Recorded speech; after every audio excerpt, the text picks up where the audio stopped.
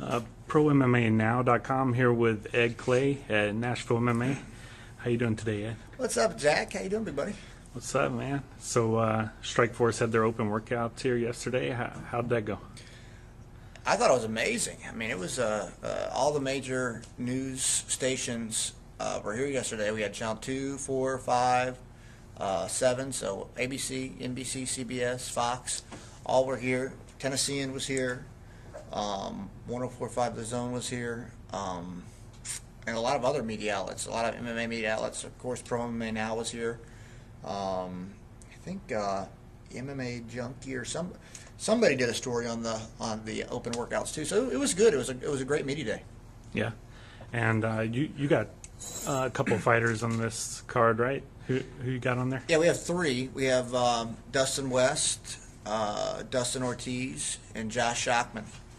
So they've all got tough opponents. If I go for a breakdown on all of them, I think our most favorable matchup is Dustin Ortiz's opponent. Justin Pennington's a great kid. I really like him. But it's a very good matchup for us. He's got his chance of winning is a big punch or kick, so Dustin has to be careful in that area. But all Dustin does is train. He trains 3 times a day, and he's a beast. I expect him to be ranked in the top 10 in the world within 2 years. So whether it be standing or on the ground, I think Dustin's going to be just fine. He's got to keep his hands up, and Justin Pennington's got a big punch, and Justin knows how to win. I mean, he's like 8-0, so he's got a good record. I really like the kid. It's kind of a weird, not a weird thing fighting him, but it's one of those things where I like the coaches over there in the school, but it's just business, and once the fight's over, hopefully we can all be training together again. Shockman, we'll talk about that fight a little bit.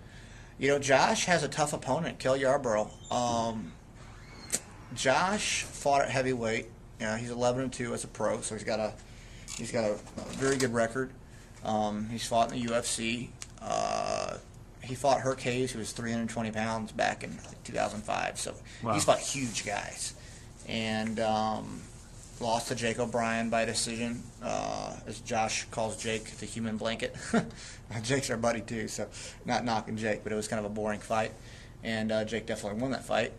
And then he lost his next fight, and I'm not sure what was that guy's name? Jason Riley.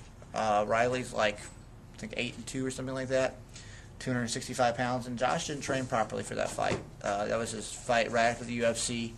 He didn't take Riley serious at all, and he lost another decision. But Riley's a big 265-pound heavyweight, and is he a wrestler? He wasn't. I don't think he was a wrestler, although he got takedowns. He may have had a little bit of a wrestling background, but Josh was so much smaller, and it was actually a really close fight. Josh gassed. If Josh would have trained and been in shape, I think he would have been just fine. But Riley's a good fighter too.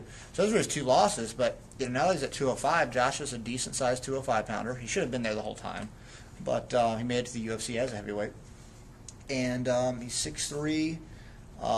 Obviously, we have one of the best Brazilian Jiu-Jitsu schools in the country here in Nashville. Nashville MMA, Team Lloyd Irvin. Sean Hammonds is our head Brazilian Jiu-Jitsu instructor, and Ray Casillas. They all do an amazing job. We have 6 Brazilian Jiu-Jitsu black belts here. Corey Robeson, who won the Purple Belt World Championships, and just a number of guys. We compete all the time. And so Josh's Jiu-Jitsu is good, super flexible, and his wrestling. We've been working on his wrestling. We've got a ton of Division I wrestlers that train here, so we've been working on Josh's wrestling a lot. So I think Josh will be just fine. It's going to be Kel's got a good gas tank, and that's his, in my opinion, his opportunity to beat Josh is through the conditioning. So, but Josh is coming in this fight in the best shape of his life. No joke. He's in the best shape of his life, and I think that he's fully prepared. Anything can happen in a fight, but I'm feeling good about that one too. This is his biggest fight since his UFC fight, I guess. Yeah, it definitely is his biggest fight since the UFC fight. And he's got a tough opponent. Kel Yarborough is no joke. That guy's going to come to fight, and Josh is real laid back, and he'll be ready to go too. So that's going to be a good fight. It could be fight of the night. This could be kind of a sort of coming out party for him if he wins. You know. If Josh shows his full, true skills, it should be. I mean, the guy's very good. He's a very good fighter. We got fighting Dustin West. Oh yeah. I was going to talk about him too. He, man, Dustin's a workhorse. I'm really proud of that guy. He's got a great attitude, extremely loyal. He moved down here from Vegas. If you just look at him, he's in great shape. He never misses a strength and conditioning session. Monday, Wednesday, Friday, we train 3 times a day. Tuesday, Thursday, twice a day, and Saturday they have an optional workout. And he's at every single one of them. He's in just amazing shape. We've been working on his jiu-jitsu a lot. He punches really hard. He on top, he's got a mean ground and pound, and he's learning to fight off his back. So I'm excited about Dustin's fight too. I think that's our toughest matchup of the night, but at the same time, I think that Dustin's extremely well prepared. Andy Urich. Andy Urich, yeah, he was. He's had some interesting things to say. I don't really know much about the guy, but he's got some funny interviews.